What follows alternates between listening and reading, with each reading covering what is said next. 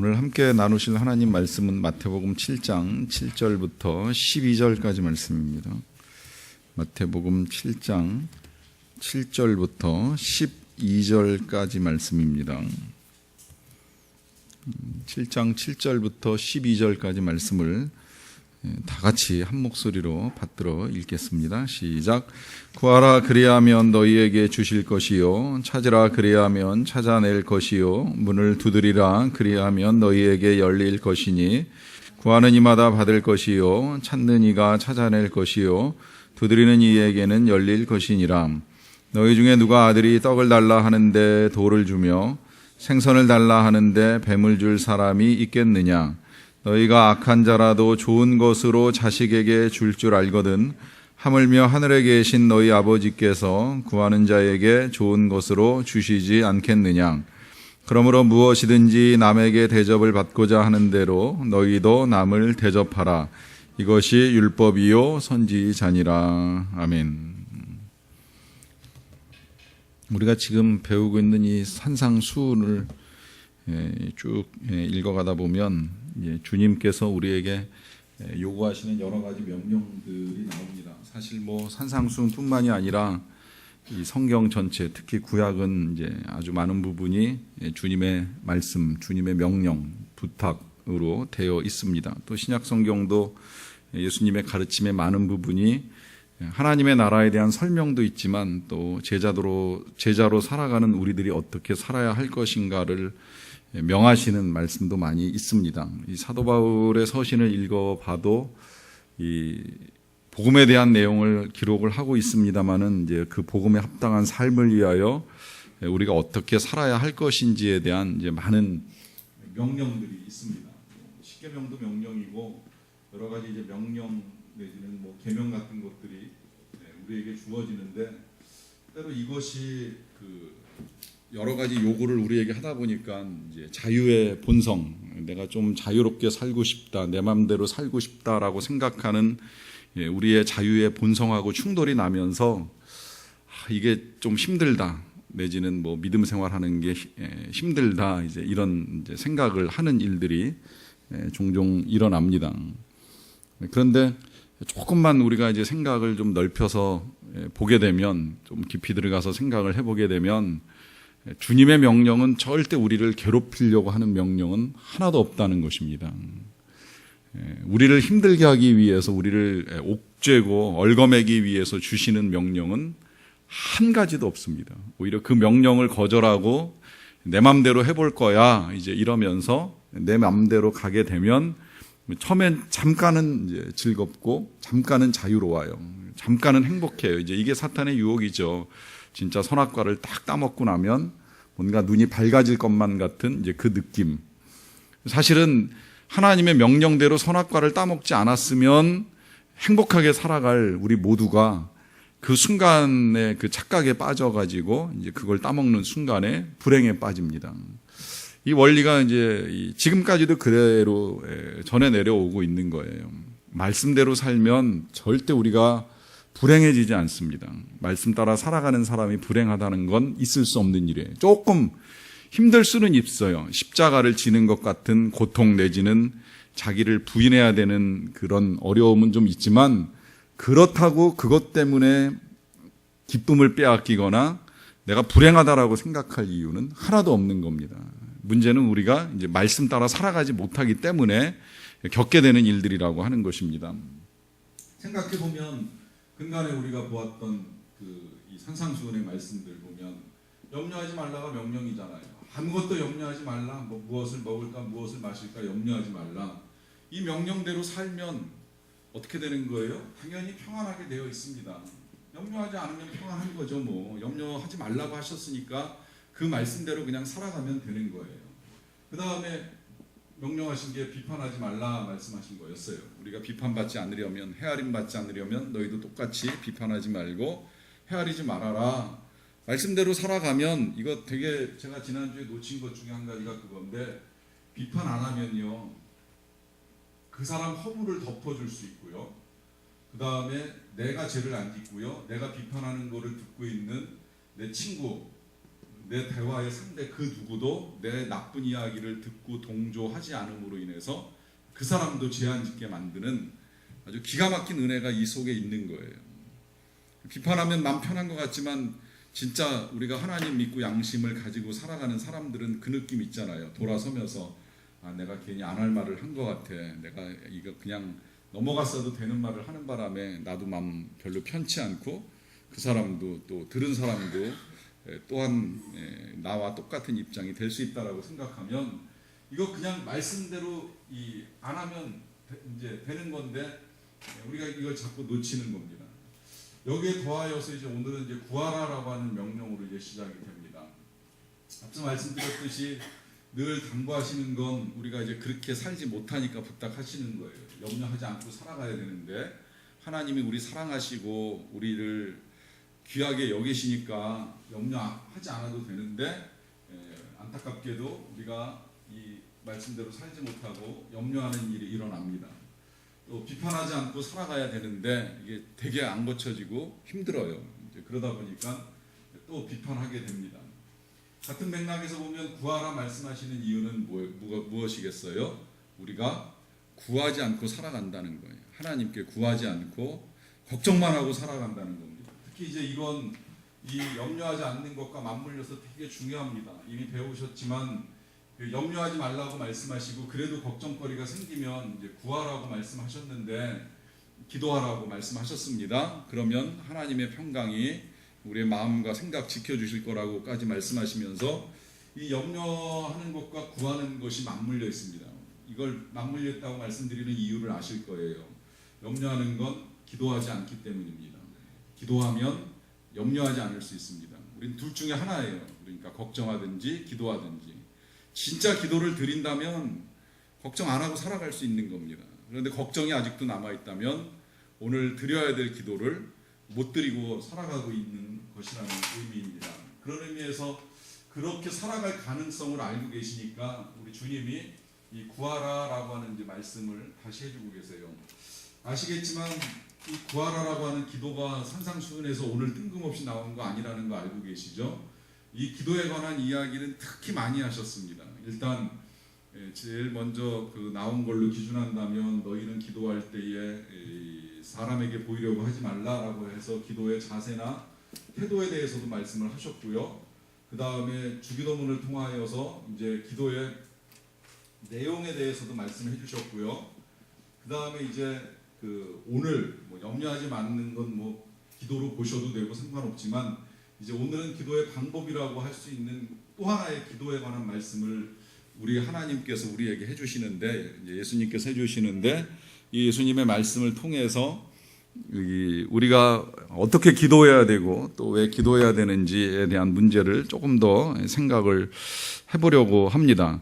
앞서 몇 주 전에도 말씀드렸듯이 이 모든 것을 아시는 하나님, 너희에게 있어야 될 것을 아시는 하나님이라고 하시는 분이 우리에게 기도를 하게 하신 데에는 이제 분명한 이유가 있다고 말씀드렸죠. 그 첫째 이유가 뭐예요? 첫째 이유는 아시지만 우리에게 주시는 걸 귀하게 여기도록 하나님이 주시는 걸 귀하게 여기는 마음을 가질 수 있도록 기도를 당부하셨습니다. 이게 성경을 보다 보니까 진짜 기도하고 받은 것과 기도하지 않고 받은 거의 차이가 생각보다 굉장히 크게 나타나요. 예를 들면 이스라엘 백성들이 이 애굽에서 나오는 일을 사실은 기도했다고도 할 수 있고 안 했다고도 할 수 있는데 물론 이제 일부는 기도를 했어요. 그들의 부르짖음을 하나님께서 드시고 그들의 우고를 아시고 하나님이 모세를 택하시고 모세를 보내셨는데 여기까지 기도한 건 맞아요. 그런데 이제 문제는 뭐냐면 애굽의 10가지 재앙이 내리고 나서 그 다음에 이 홍해를 건너기 직전에 홍해바다 앞에 딱 멈추어 서니까 그때 이 백성들이 기도하는 것이 아니라 뭘 해요? 원망을 합니다. 왜 우리를 여기까지 끌어냈냐? 애굽에 매장지가 없어서 이 바다에 우리를 빠져 죽게 만들려고 하느냐라고 하면서 원망을 해요. 기도하지를 않습니다. 그 원망 가운데 기도한 사람은 모세뿐이고 모세도 또 사실은 기도라기보다는 하나님을 향하여 탄식과 원망을 쏟아냈는데 하나님이 그 밤에 홍해를 가르시고 이스라엘 백성들을 지나가게 하시잖아요. 그렇게 보면 홍해를 지나가게 하신 것은 그들이 기도해서 받은 응답이 아니라 그냥 하나님이 주신 은혜예요. 그러다 보니까 어떤 현상이 나타나느냐면 그 은혜가 얼마나 귀한지를 모르고, 첫째는, 그 다음에는 그런 일을 하시는 하나님의 능력을 믿지 못하는 거예요. 그러다 보니까 어떤 현상이 나타나느냐면 그 홍해를 지나고 난 다음에 광야 3일을 지내고 나서 물이 없으니까 또 기도하지 않고 원망합니다. 왜 우리를 여기서 목마르게 하느냐. 그냥 하나님 물 주세요. 하나님 목마릅니다. 지금 물이 필요합니다. 기도하면 될 일을 가지고 왜 우리를 여기서 목말라 죽게 만드느냐라고 하면서 원망을 해요. 그런데 놀라운 건 그 원망 가운데 하나님이 또 응답을 하시잖아요. 그 응답하셔가지고 마라라고 하는 쓴물을 이제 단물로 바꾸어서 이스라엘 백성들이 마실 수 있게 해주셨어요. 이것 또한 기도하고 받은 것이 절대 아닙니다. 그러다 보니까 귀한 줄을 모르고, 귀한 줄을 모르면 항상 은혜는 귀한 줄을 모르면 잊어버려요. 그래서 똑같은 일을 또 만나면 또 기도하지 않고 감사하지 않고 원망부터 합니다. 이제 그러다 보니까 그 다음에 그 마라의 쓴물을 먹고 나서 광야를 또 지나가는데 이번에 뭘 갖고 원망해요? 밥 달라고 원망하는 거예요. 양식 달라고. 그 원망 중에 하나님이 또 은혜를 베푸신 것이 만나입니다. 만나를 하늘에서부터 내려주셨어요. 이 만나의 은혜를 경험하면 이 백성들이 변해야 되는데 안 변합니다. 왜 안 변하냐? 크게 말씀드린 대로 귀한 줄을 모르는 거예요. 그냥 일상이 돼버린 거예요. 매일같이 내리는 만나를 접하다 보니까, 은혜로 받다 보니까 이 은혜가 은혜인 줄도 모르고 하나님이 주시는 게 얼마나 귀한 줄도 모르고 하나님이 그렇게 하늘에서 만나를 주실 수 있는 전능하신 능력의 하나님이라고 하는 사실조차도 생각지 못하고 살아가는 겁니다. 이런 우리의 마음을 너무나도 잘 아시는 주님이시다 보니까 때로는 그 귀한 걸 가르쳐 주기 위해서 하나님이 기도하게 만드셨다는 거예요. 얼마나 귀한지, 우리가 받고 살아가는 하나하나가 얼마나 귀한지를 받도록 우리에게 주시기 전에 기도하는 시간을 갖도록 만드셨다고 하는 것입니다. 여기에 또 하나 이제 제가 기도하게 하신 이유를 전에 알려드린 걸 복습하자면 관계예요, 관계. 하나님과의 관계입니다. 기도 시간을 통하여 하나님을 찾고 하나님을 만나고 하나님과 교제하도록. 이거 하나님이 굉장히 귀하게 여기시는 거기 때문에 제가 오늘 또 말씀드리는 거예요. 하나님은 다른 거 원치 않으세요. 그저 그냥 우리랑 친해지고 싶은 거 하나, 그 하나 때문에 세상도 만드셨고 그 하나 때문에 예수님도 주실 만큼 조금이라도 더 어떻게 하면 우리랑 친할 수 있을까, 이제 이것 때문에 하나님이 그 기도라고 하는 방법을 만들어 놓으셨어요. 그런데 뭐 겪어보시고 아시겠지만 이 친밀감이라고 하는 것을 위해서 우리가 선물을 주고받는 일이 있는데 선물만 챙기고 관계가 형성되지 않으면 이게 되게 속상한 일이잖아요. 부모가 자녀를 위해서 좋은 선물 해주고 정말 자녀와 좋은 관계를 맺고 싶어 해서 때로는 참기도 하고 양보도 하고 또 때로는 정말 선물도 해주고 매일 돌봐주는데 자녀는 그냥 용돈이나 주세요. 그냥 뭐 내지는 뭐 이거나 좀 사주세요. 뭐 이거나 하게 해주세요. 그러고 나서는 그냥 찬바람 획 일으키면서 그냥 돌아서 가버린다면 부모 마음 속상한 거 이루 말할 수 없는데, 마찬가지죠. 우리가 하나님께 이거 주세요, 저거 주세요 요구하는 건 많지만 정작 하나님과 아무런 친밀감 없이 살아간다라고 하면 이게 하나님께 굉장히 가슴 아픈 일이 될 수 있기에 기도를 통해서 좀 가까이 오라고, 좀 교제하자고, 좀 만나자고, 때로는 시간을 끄시는 일들이 일어날 수는 있다라고 하는 것입니다. 그렇지만 어쨌든 우리가 그렇기 때문에 더더욱 하나님께 기도하는 일이 중요하고, 이제 그래서 주님이 우리에게 어떻게 기도할 것이냐라고 하는 이 방법 앞에 오늘은 우리가 익히 잘 알고 있는 말씀으로 말씀하십니다. 7절의 말씀인데요. 구하라 그리하면 너희에게 주실 것이요, 찾으라 그리하면 찾아낼 것이요, 문을 두드리라 그리하면 열릴 것이다 그래요. 여기서 이제 우리가 오늘 배우게 되는 기도의 첫 번째 방법은 뭐하냐? 그 첫 번째로는 구하고 그다음에 찾고 두드려야 된다 하는 겁니다. 구하고 찾고 두드려야 된다. 이것이 첫 번째 기도의 방법이에요. 일단 필요한 거 있으면 무조건 구하시고 찾고 두드려야 됩니다. 그런데 이것에 대한 해석은 조금 두 가지로 될 수 있어요. 이거를 그냥 3단계로 볼 수도 있고요. 그 다음에 두 번째로는 삼중적이라고 보기도 합니다. 3단계라고 보는 거는 뭐냐면 구하지만 말고 찾기도 하고 두드리기도 해야 된다는 거예요. 가장 쉬운 예로 얘기하는 것이 그 일을 찾는 이제 청년들이라고 할 수 있어요. 청년들이 기도는 해요. 하나님 저에게 일터를 주세요. 직업을 주세요. 기도는 할 수 있어요. 그러고는 하루 종일 아무것도 안 해요. 그냥 기도만 해요. 그러면 어느 날 갑자기 핸드폰으로 연락이 와서 일합시다라고 누가 얘기해 줄까요? 절대 그런 일은 안 일어나지요. 어떻게 해야 돼요?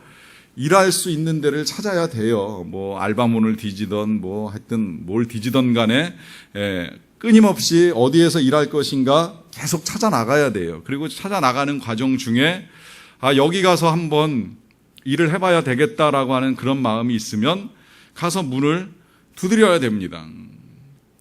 두드리지 않고 어떻게 그 길이 열리겠어요? 인생길이 열리려면 두드리는 일이 필요하다는 거예요. 누워 기도만 하는 것이 아니라 기도도 하고 찾아도 보고 여기다 싶으면 두드려 보기도 해야 된다는 겁니다. 그래서 이제 이걸 3단계라고 해석을 하기도 하고요. 그렇게 안 보는 시각도 있어서 두 가지를 다 여러분들께 알려드리는 거예요. 삼중적이라고 말씀드리는 건 말 그대로 구하기도 해야 되고 찾기도 해야 되고 두드리기도 해야 되는데 결국은 다 하나님께 나아가는 겁니다. 그런데 조금 다른 건 뭐냐면 하나님께 나아가서 하나님의 은혜를 구하는 것. 그런 의미에서 이제 그 하나님의 은혜를 구하기도 하지만 그와 더불어서 찾는다라고 하는 표현을 사용하신 이유는 하나님을 찾아야 된다는 거예요. 하나님을 만나야 된다라고 하는 것이죠. 그리고 다음에 열린다라고 하는 것, 문을 두드리고 열린다라고 하는 건 하늘 문에 대한 이야기라고 이제 보는 겁니다.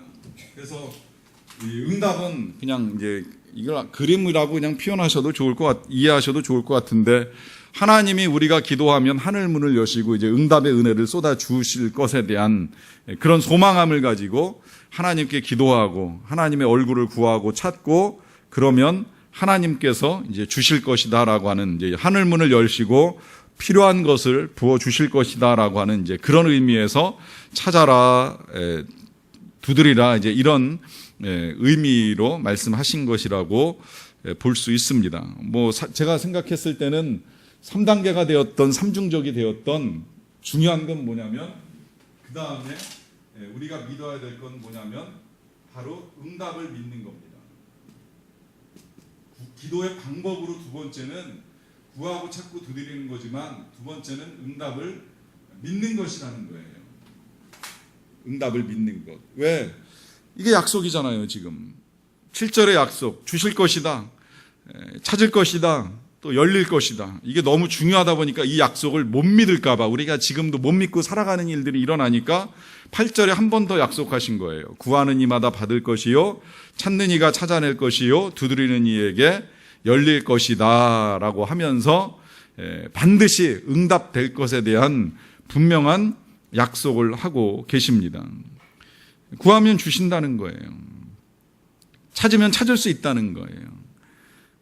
두드리면 열린다라고 하는 것입니다. 갈망하면 반드시 하나님을 만나는 은혜가 임하게 되어 있습니다. 김진홍 목사님이 한참 막 사역 시작하시다가 청계천에서 사역하던 중에 민주화 운동 하시다가 왜 감옥 가신 일이 있었잖아요. 그때 언도받은 형량이 15년이었습니다. 15년. 감옥에 갇혀 있는데 가족들을 뭐 이제 간간히 면회 오고 또 성도들이 이제 면회 오는데 한 2년 정도 지날 즈음에 한 성도가 찾아와서 이제 그런 말씀을 전해 드렸다고 합니다. 우리가 목사님의 석방을 위해서 기도를 시작했습니다. 철야 기도를 시작했습니다. 매일 밤마다 모여서 함께 기도하고 있습니다. 이제 그런 말씀을 전해주고 가셨다는 거예요. 오히려 목사님이 들으면서 내가 형량이 15년인데 성도들이 그렇게 기도한다고 내가 나갈 수 있는가 뭐 전혀 꿈도 못 꾸고 있었는데 어느 날 갑자기 진짜 있었던 방의 문이 열리면서 나오라고 그러길래 방을 옮긴다고 생각했다는 거예요. 그 순간에도. 근데 영치되었던 이제 옷을 내주면서 입고 나가라고 석방됐다고 하는 말씀 듣고 나오시면서 이게 무슨 일인가 하는 생각을 해봤는데 나와서 이제 보니까 앞에 기다리고 있던 성도들 만났는데 어제 40일 철야기도 끝났다고 이제 그러면서 소식 듣고 오게 됐다고 하는 이야기를 들었다는 거예요. 목사님이 굉장히 놀라셨어요. 진짜 기가 막힌 일이지요. 15년 언도 받았는데 그 형량이 2년으로 확 줄면서 생각지 못한 석방의 은혜는 이건 기도 아니면 아닌 것이다라고 하는 게 이제 너무나도 분명하게 경험된 사건이 돼버리고 말았습니다. 뭐 한 가지의 예, 수없이 많은 예가 있지만 한 가지의 예를 통해서 말씀드리고 싶은 건 우리가 기도하지 않기 때문에 못 받는 것이고 안 열리는 것이지 기도만 하면 열릴 수 있고 받을 수 있다라고 하는 것이 너무나도 분명합니다. 그 사실을 예수님이 강조하고 싶으시다 보니까 이제 9절 10절에서 정말 특별한 비유를 하나 사용하시죠. 너희 중에 누가 아들이 떡을 달라 하는데 돌을 주며 생선을 달라 하는데 뱀을 줄 사람이 있겠느냐라고 하면서 자녀에게 나쁜 것을 주는 부모가 있느냐라고 하는 이 말씀을 하시는 거예요. 자녀에게 나쁜 것을 주는 부모는 없다. 이 말은 무엇이냐면 우리가 기도하는 건 아버지께 구하는 일이다라고 하는 거죠.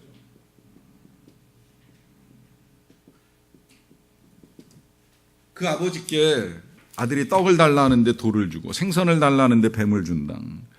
이거 이렇게도 한번 생각해 보셔도 좋을 것 같아요. 자, 아들이 배가 고파요. 배가 고파서 놀다가 들어와가지고 아버지 떡 주세요 그러는데 이 아버지가 그래 기다려봐 그러고 나서는 이제 뭐 들어가서 막 이렇게 하는 척 하다가는 돌덩어리를 떡 주면서 이거 떡이야 먹어 이제 그러고 줬다라고 하는 가정을 해보는 겁니다. 진짜 그럴 아버지는 없지만 이제 그렇게 주면 만약에 이 아이가 어리거나 혹은 어리석어 가지고 이게 진짜 돌인지 떡인지 구분이 안 되는 아이예요. 그래서 받았어요. 먹어 그러니까 입에 넣었어요. 근데 이게 안 씹힐 거 아니에요. 그러면 뭐 이빨이 다치든지 어쨌든 이제 고통을 겪는데 그런 일을 겪게 만드는 아버지라고 하면 그 아버지는 아이를 속이고 기만한 아버지입니다. 그냥 없어 하는 것만도 더 나쁜 아버지잖아요. 아이를 속이고 기만한다. 이 아버지의 성품을 우리가 알아야 되는데 만약에 그런 아버지, 속임수를 쓴다거나 기만하는 그런 아버지라고 하면 이거 진짜 말도 안 되는 이야기거든요. 자, 이번에는 또 생선을 먹고 싶어요 그랬어요. 이제 떡 아니고 생선을 좀 먹었으면 좋겠어요 그랬는데 역시 기다려봐 그러더니 갑자기 뭐 어디선가 뱀을 딱 꺼내가지고서 야, 이걸 대신 먹어 그러면 얼마나 무섭겠어요. 특히 이 아버지가 그 딸한테 그러면 여자분들은 특히 뱀을 더 무서워하는데 차라리 없다고 하는 것만도 더 못하게 뱀을 떡 꺼내주면 이게 진짜 얼마나 황당한 일이 되겠습니까? 두려움을 조장하는 일. 이런 아버지가 절대 아니라는 것입니다. 하나님은 기도해봐 줄지 안 줄지 몰라 이렇게 속이시는 분도 아니시고요. 떡이 아닌 걸 가지고 떡이라고 기만하거나 하시는 분도 아니시고요. 우리에게 두려움을 조장해서 너 기도 안 하면 무슨 일이 생길지 몰라 협박하시면서 기도하게끔 만드시는 그런 아버지도 절대 아니시라는 거예요. 그래서 그 뒤에 이제 이어지는 말씀 보시면 너희가 악한 자라도 좋은 것으로 자식에게 줄 줄 알거든 하물며 하늘에 계신 너희 아버지께서 구하는 자에게 좋은 것으로 주시지 않겠느냐라고 하면서 하나님이 얼마나 좋으신 분인데 이제 이게 우리가 세 번째로 믿고 나아가야 될 방법입니다. 좋으신 아버지라고 하는 거죠. 좋으신 아버지. 실제로 미국에서 그런 일이 있었어요. 미국의 세크라멘토 형무소에서 있었던 일이라 알려졌는데 패터슨이라고 하는 그 수감자가 강도 마약으로 수감되어 있었습니다. 수감된 상태에서 딸의 소식이 들려왔어요. 딸의 신장이 이상이 생겨가지고 이식을 하지 않으면 살 수가 없다는 거죠. 근데 아시겠지만 이 신장 같은 거는 가족이 제일 이제 잘 맞잖아요. 그래서 소식 듣자마자 이 아버지가 자기가 이식을 하겠다라고 하면서 결정을 하고 수술을 하기로 했는데 막상 검사를 하다 보니까 이 아버지 신장이 하나였던 거예요. 근데 그 하나밖에 없는 신장을 자기 딸을 위해서 내주겠다라고 결정을 할 정도로 이 아버지가 이 딸을 사랑하는 거죠. 근데 사실 이 아버지가 그야말로 악한 아버지, 강도짓하고 마약짓 하다가 잡혀가지고 들어갔지만 그런 아버지라고 할지라도 자식을 위하여서는 자기의 생명이 위태롭게 된다고 할지라도 그걸 내어주기 원하는데, 그렇다면 하물며 하늘에 계신 너희 아버지께서, 이 하늘에 계신 너희 아버지께서라고 하는 이 말이 무슨 의미예요? 이 하늘에 계신 너희 아버지께서라고 하는 이 말은 다시 말하면 우리를 사랑하시는 아버지고 우리를 선하게 대해주시는 아버지고 풍성하신 아버지라고 하는 의미입니다. 이 좋으신 아버지를 그냥 막연하게 좋다고만 생각하지 마시고 선하신 아버지이시고 우리를 사랑하시는 아버지, 그 선과 사랑이 가장 강력한 증거가 십자가를 통해서 나타날 만큼, 예수님을 우리에게 내어주시는 것으로 나타날 만큼 귀한 아버지이신데, 그 귀한 아버지께서 구하는 자에게 당연히 좋은 것을 주시지 아니하시겠느냐라고 말씀하시면서 그 아버지의 선하심을 믿고 기도하라는 거예요. 이 아버지의 선과 사랑을 신뢰하고 기도할 것을 당부하시는 것입니다. 그런데 여기 이제 또 한 가지, 지금 이 11절에서 강조하고 계시는 게 한 가지가 더 있습니다. 뭐냐면 그렇게 선하신 아버지께서 구하는 자에게 뭘 주신다고요? 좋은 것으로 주신다. 좋은 것으로 주신다. 좋으신 아버지께서 우리에게 주시는 것이 좋은 것이다.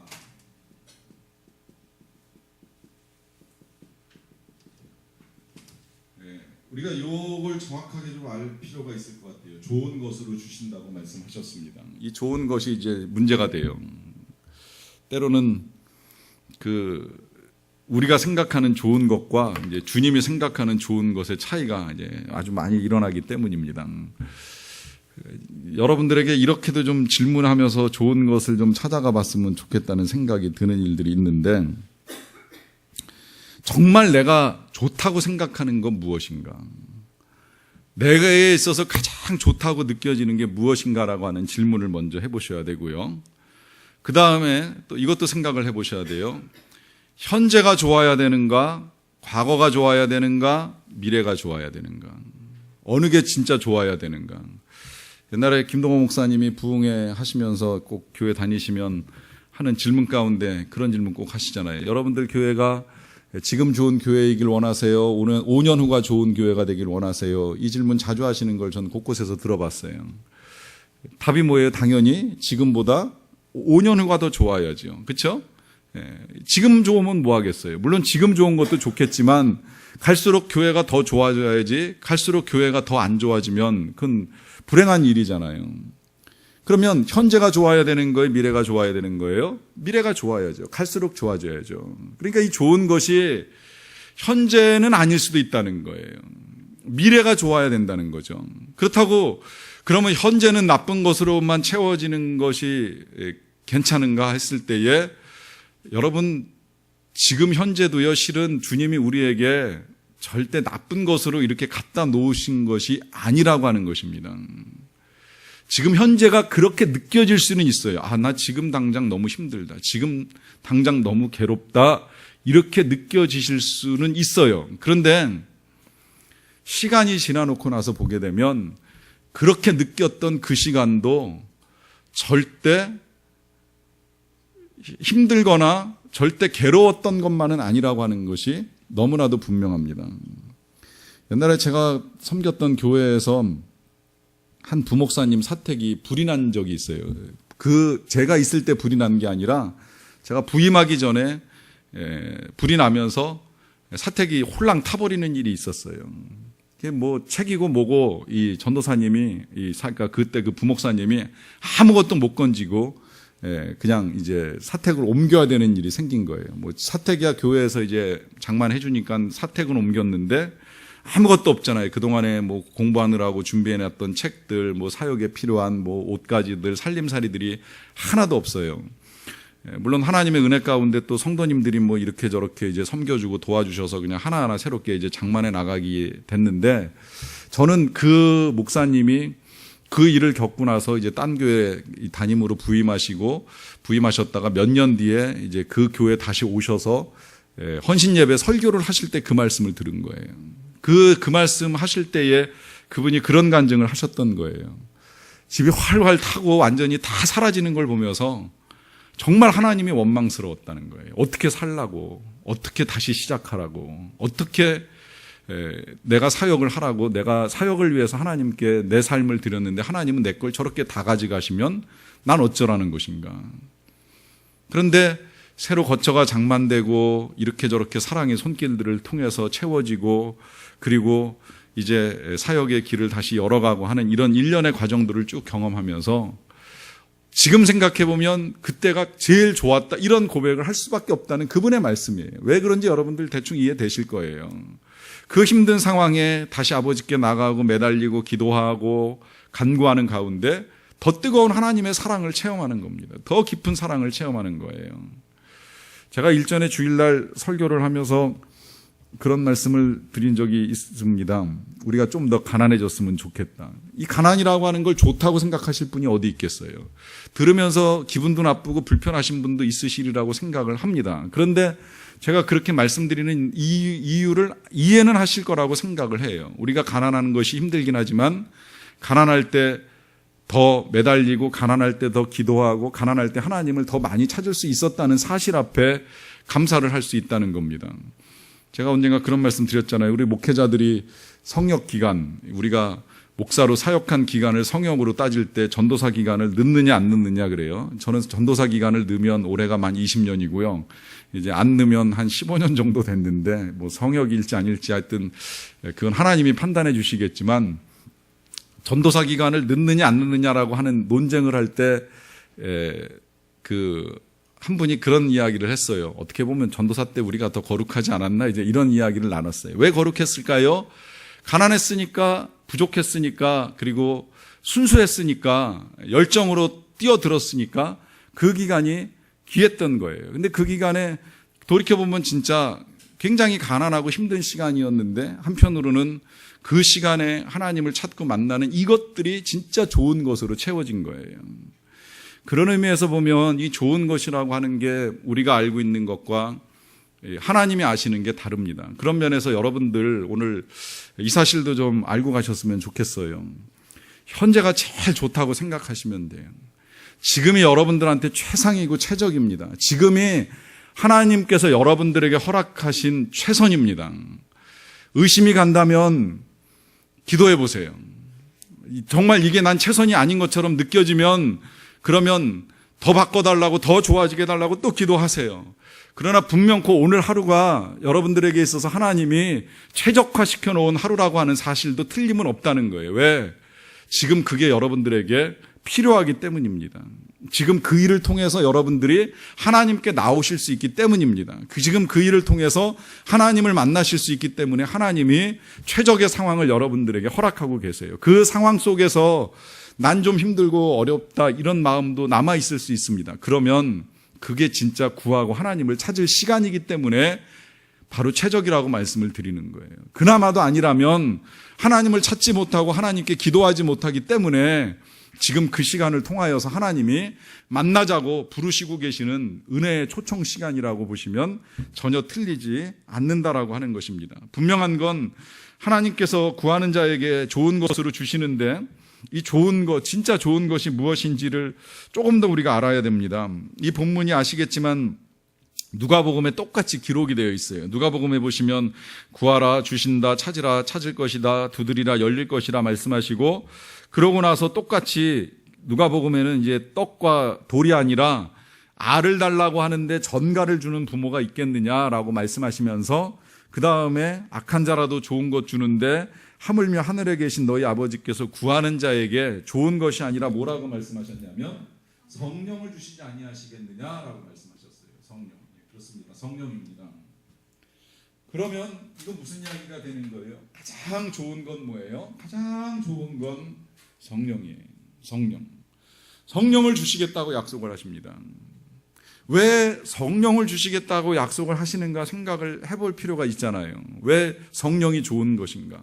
그런데 진짜 성령 충만해 보신 경험 가지신 분이나 그리고 현재 성령 충만하다면 이 말씀의 의미를 알 수 있어요. 이 성령만 충만하면요, 세상 다른 어떤 욕구도 어떤 필요도 생기지가 않아요. 이것만 있으면 충분해요. 넉넉합니다. 진짜 기쁘고 행복합니다.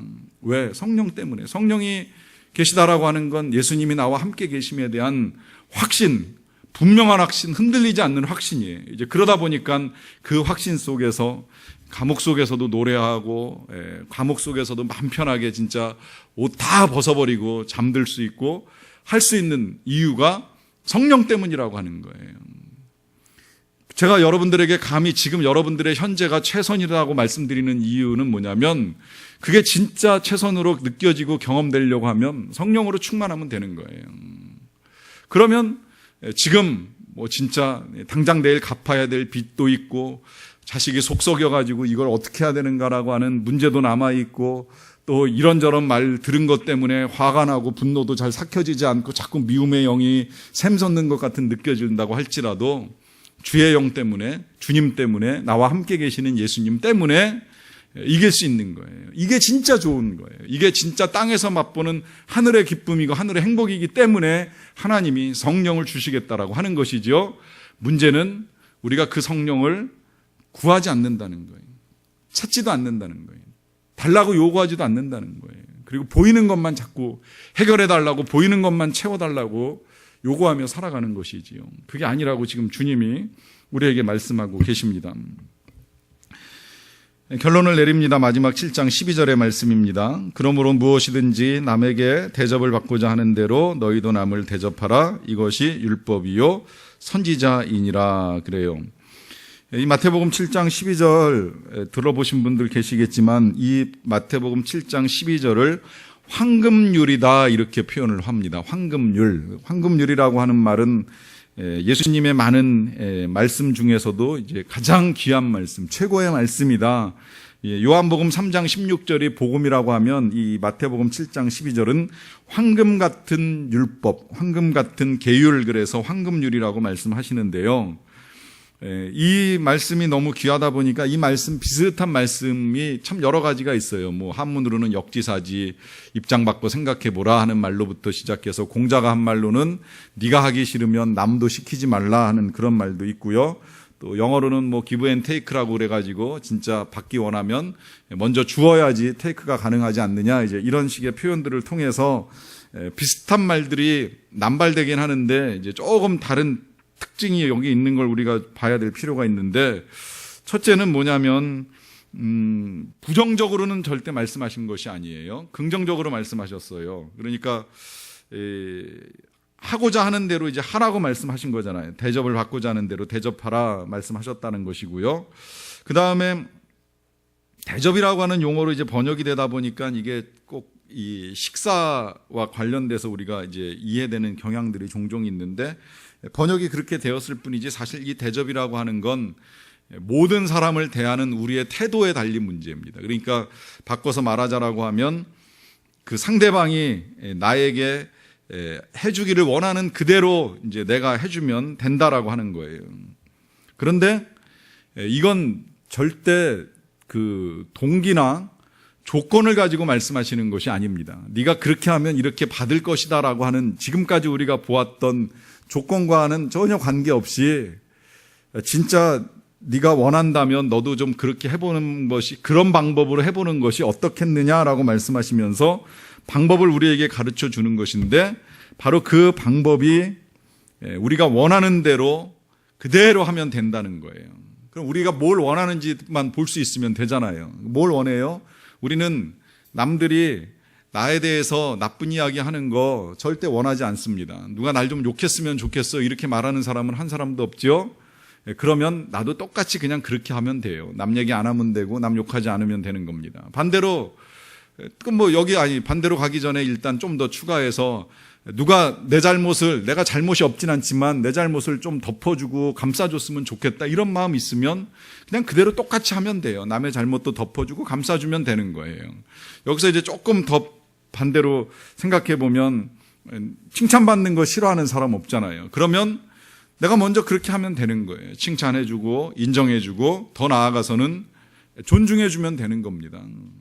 내가 존중받고 싶으면 내가 먼저 그 일을 하면 돼요. 그런데 문제는 나는 그렇게 하는데 그 사람은 나한테 안 할 가능성도 있어요. 나는 열심히 좋은 얘기 해줬는데 그러면 한 번 정도는 이 사람도 나한테 똑같이 해줘야 되는데 전혀 안 그런 일들을 만나는 경우들이 있잖아요. 그리고 나는 나쁜 얘기 한 번도 해본 적이 없는데 그 사람이 나에 대해서 나쁜 이야기를 했다라고 하면 이것 또한 되게 견디기 힘들거든요. 여러분, 그래서 사람에게 하다가 실망하니까 자꾸 우리가 이제 남들에 대해서 내가 호의를 베푸는 일에 대해서 인색해지고 각박해지는 일들이 생겨납니다. 그럴까봐 주님이 이 말씀을 다른 데다 갖다 붙이지 아니하시고 지금까지 우리가 보았던 이 기도와 연결시켜서 이 말씀을 이어나가셨어요. 이 말씀은 단락에서도 구분되어 있지 않고 오히려 그러므로라고 하는 접속사로 연결이 되어 있습니다. 그렇다면 이건 무슨 이야기예요? 지금까지 우리가 보았던 내용하고 무관하지 않다는 거예요. 그 보았던 내용은 뭐예요? 구하면 주시고 찾으면 찾게 해주시고 두드리면 열어주시는 우리의 좋은 아버지에 대한 이야기잖아요. 결국 이 말은 무슨 이야기가 되는 거예요? 우리가 진짜 그 아버지의 자녀로서 풍성한 대접, 풍성한 대우, 그 선한 대우를 받고 싶으면 그럼 어떻게 해야 되냐? 우리가 하나님을 아버지로, 우리가 하나님을 그 선하신 아버지로 믿고 대해야 된다는 거예요. 그것을 선하신 아버지로 믿고 대하는 가장 구체적인 실천이 뭐예요? 기도하는 거예요. 구하는 거예요. 하나님을 찾는 거예요. 하나님의 문을 열어달라고 기도하는 겁니다. 때로는 그것이 내 생각과 맞지 않아서 시간이 걸릴 수도 있고 우리가 기다려야 될 수도 있고 여러 번 두드려야 되는 일이 일어난다고 할지라도 그럴지라도 끝까지 포기하지 않고 낭망하지 않고 하나님을 믿고 나아가는 그런 삶에 하나님이 우리를 충분히 자녀로 대접해 주실 것입니다. 이 은혜를 믿고 기도해서 응답받는 저와 여러분들이 다 되시기를 간절히 축원합니다.